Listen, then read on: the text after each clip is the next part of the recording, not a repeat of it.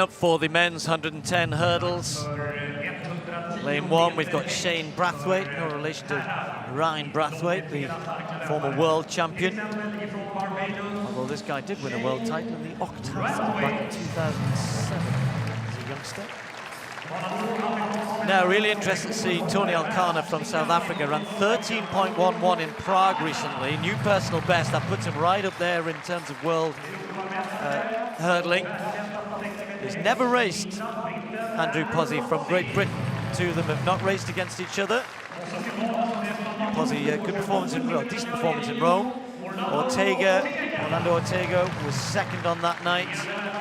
The Olympic silver medalist next to him, Shibenkov. I know Shibenkov felt as though Pozzi had twitched and didn't get such a good start himself. He was disappointed though, he still finished third. And then we've got Aurel Manga from France. Replaced Martino Lagarde at the European Championships last year. And then Damien Sikia from Poland in lane 7. Look how tight it is here in Stockholm. No lane 8, which is probably a good thing in the hurdles because they're so close to the crowd. So we've got Brathwaite, but then Alcana, new South African record, new African record. That had stood for 5 years at 13.28, so 13.1, a real jump forward. And then the three big names there, can he take them on? Pozzi in 3, Ortega in 4, Shibenkov in 5. Olympic silver medalist. 13.15. He was second in Shanghai, so 2 Diamond League second places for Ortega. We want to put that right.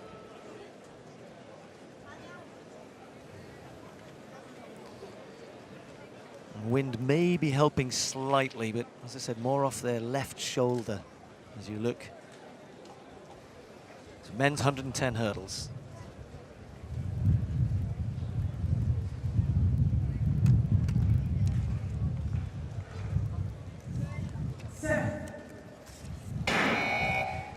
And a false start there. Now, it looked a pretty even start to me. Just waiting for it to come up. It looks like Pozzi. Well, looking forward to this competition. He's never raced here in Stockholm, and he's not going to race tonight.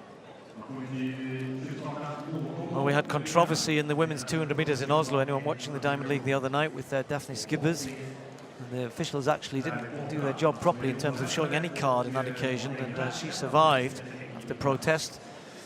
Not so for Pozzi, so he's out. Well, that leaves the way clear a little bit for Ortega. So the lineup now, we've got Brathwaite in lane 1. We've got Alcana of South Africa is in lane 2. Lane 3 will now be empty. Ortega is in 4. Shibenkov, the Russian, running under the authorized neutral athlete banner, ANA. He goes in 5. Then we've got Manga and Sikia from Poland.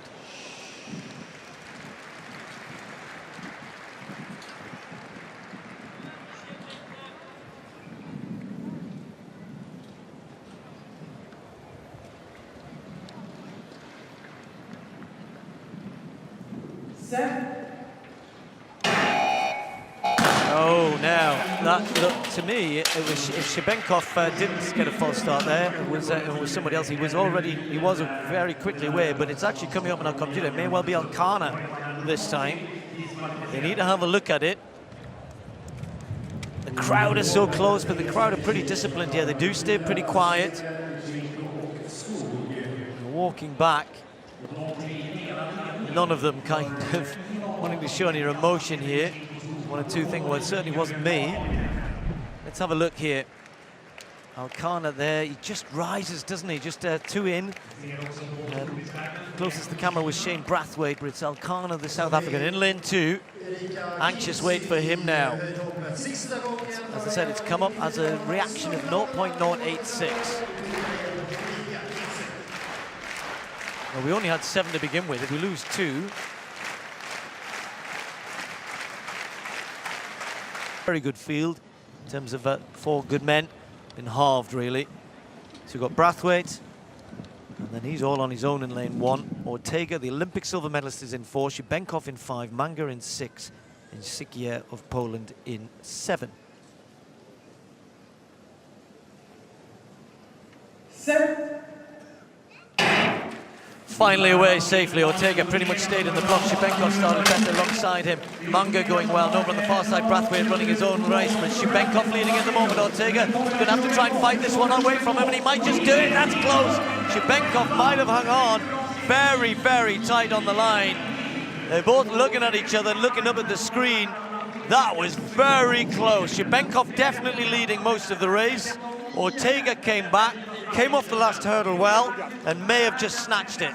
Incredibly close between those two. Now, well, it's been given to him by 100th of a second. The Olympic silver medalist has said he's going to have to snatch it away, and that's exactly what he did. 13.09 by 100th. I suspect it was into the thousandths the difference between the two of them.